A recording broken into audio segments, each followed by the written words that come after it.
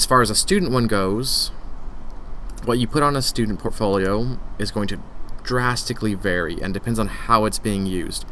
I've been looking a little bit at sort of mixing between professional and kind of towards university college, and it's kind of in between. There's some aspects that are sort of more towards professional, some that are sort of more towards university application. When we first go on here, we have a bit about the students. So this would be like a 9th or 10th grader or a middle schooler. This could also work for someone who's in 11th to 12th grade. They would just need to make this reflect whether they're in DP or CP or whatever. Which CTE cluster they're in. Keep in mind you can find those here. Click here to see the rest of them. There we go. My classes lead either to this set here, or if we go down to IT, which would either be this path or this path. You can also see that these match up with Texas for the most part. If I go here, there are some variations.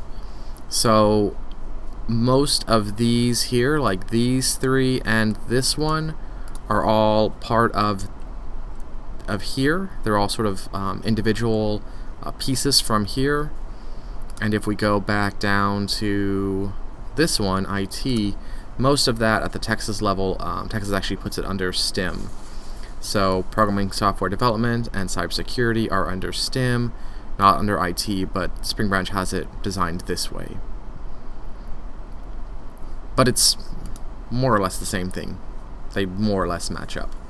So I have this listed as STEM because that's what Texas has it listed under, as opposed to what we have it listed under here. But just be aware of that, right? So that could be potentially confusing.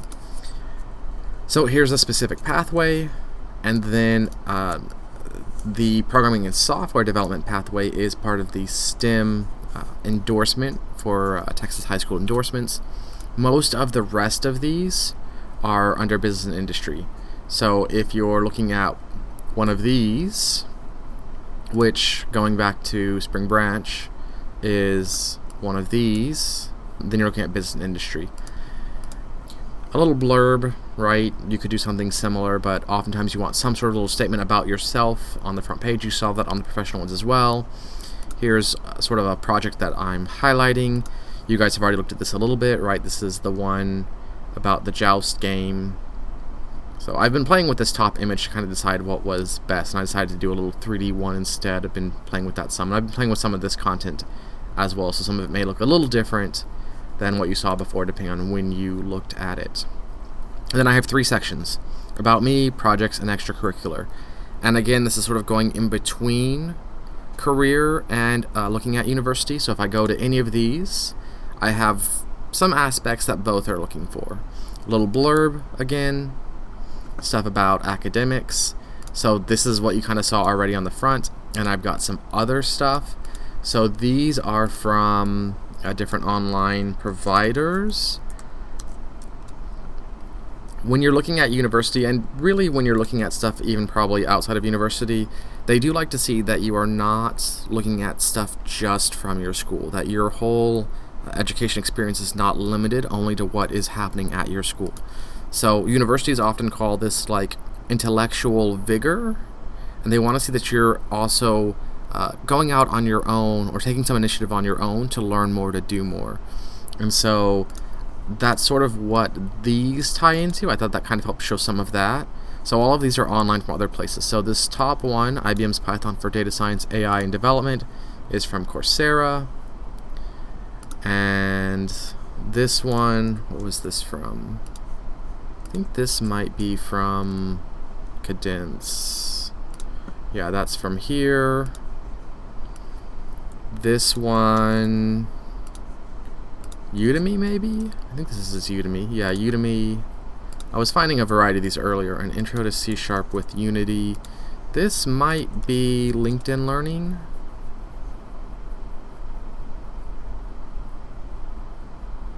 Oh, I lost it. Is it Coursera? Is it Domestika? It might be Domestika. I'm familiar with a lot of these online training type sites, and sometimes I forget which ones are from which. No, I don't think it was Unity. I mean, I don't think it was Domestika. Intro to C# with Unity. Well, it doesn't really matter. Anyway, they're from different places, and you can find a variety of these types of things. You can also find stuff that is related to other things too. So you could do something related to photography if you're really into that.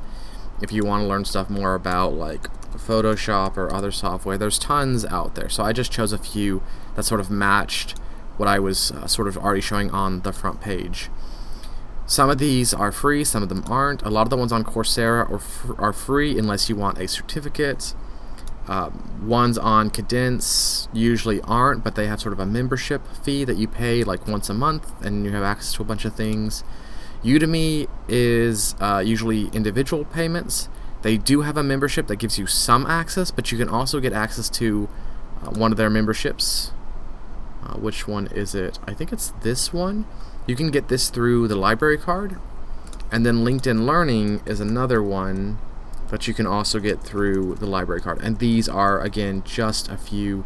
There are others out there as well with varying prices. Some are very expensive, some of them aren't. So LinkedIn Learning is another one. LinkedIn Learning is very well known and has been around for a long time. They used to be called lynda.com, but they got bought out by LinkedIn, so lots of ones on here. This one, again, you can also get free access from your library card. So if you want some help with that, I can help you with that. There's also from one of the library cards, so there's Harris County Library Card and Houston Public Library Card. If you have Harris County Library Card, you can also get access to O'Reilly Learning. And I don't have that library card, so I don't know how good that is, but I've been intending to get it at some point in time. O'Reilly typically is more sort of like programming, computer science stuff, but they do have a few other things too. So anyway, that's what those connect with. Ideally, these would not just be written here, but they would be like a link to maybe like a project that I created from learning about it or whatever, but whatever. So some stuff about influence, some stuff about philosophy, whatever, achievements, awards, right? You saw that other one that had awards on it, so stuff like that. And then a projects page. And we already talked about this a little bit in the previous one. And then you guys have already seen this one a little bit, right? And so this is similar to what you saw on that other professional one.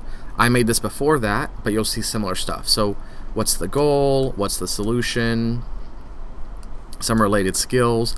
Ideally, on this page, I would show examples of this, right? If I'm saying that these are important related skills, I have to put them on here, and then I don't show them on the actual page, that's a little wonky, right? Did I not actually do them? Are they not actually as important? But then why did I put them there?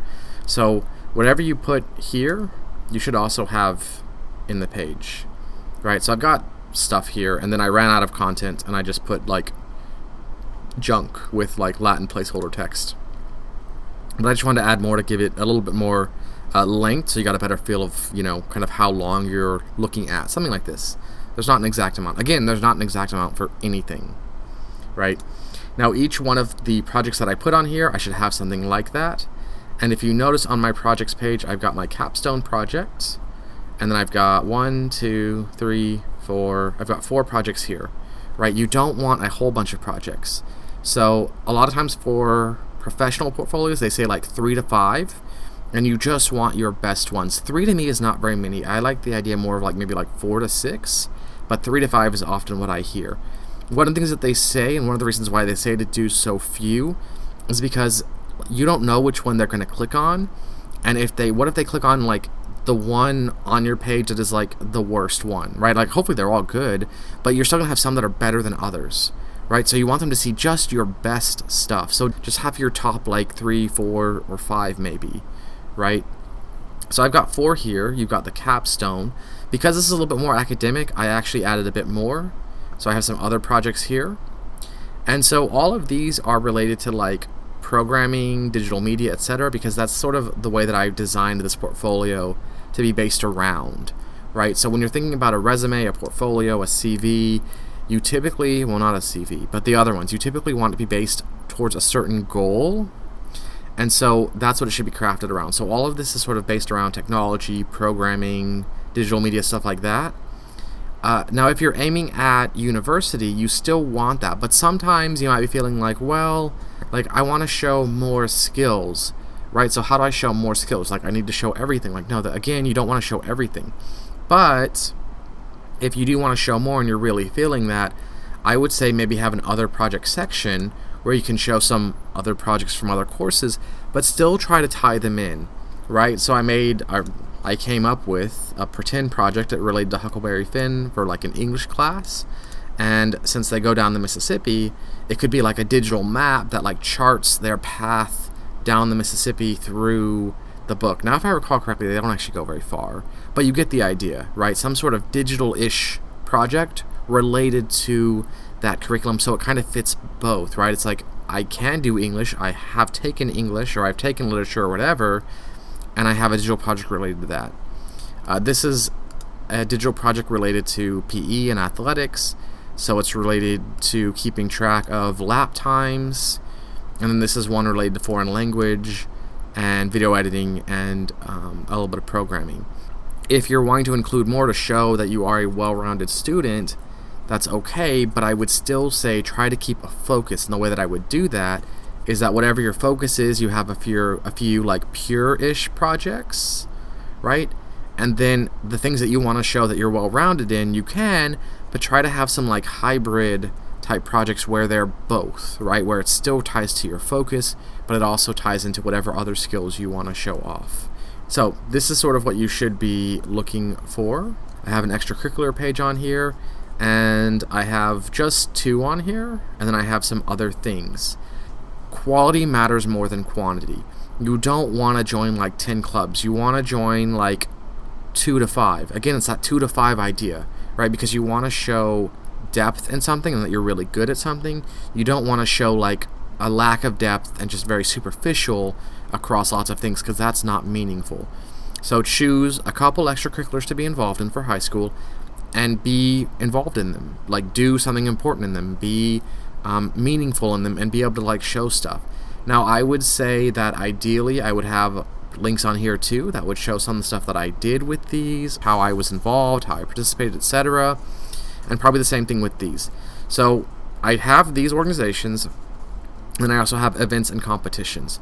And so I did that on purpose too. You want a few organizations, but you still also want to have some time for yourself so you can work on projects.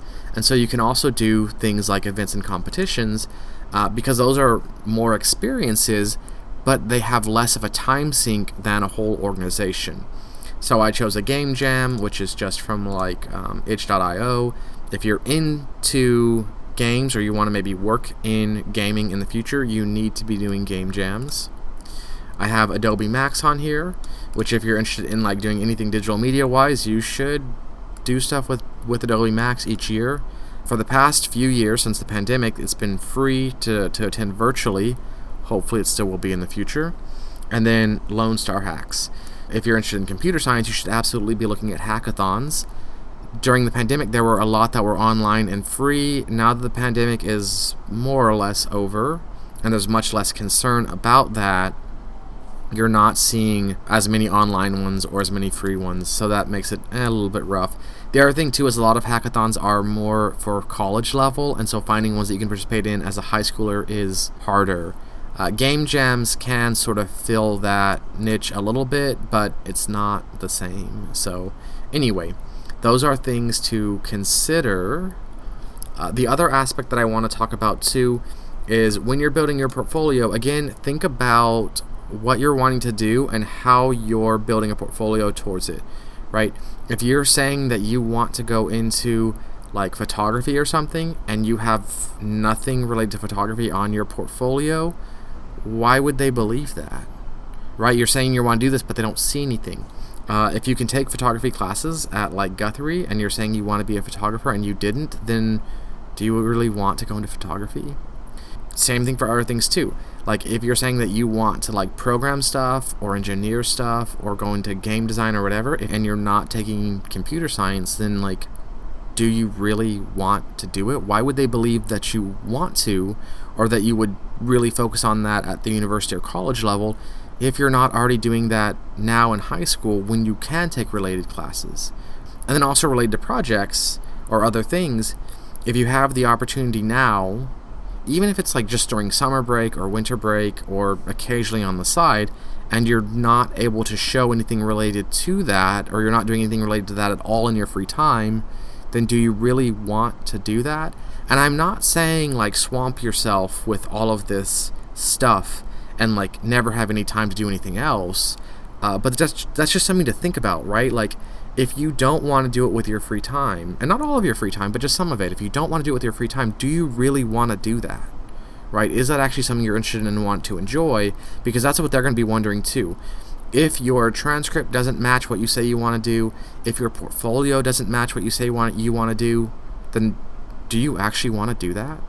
And why would they choose you whose portfolio or transcript or whatever doesn't match that when there are probably others whose does? So, just things to think about.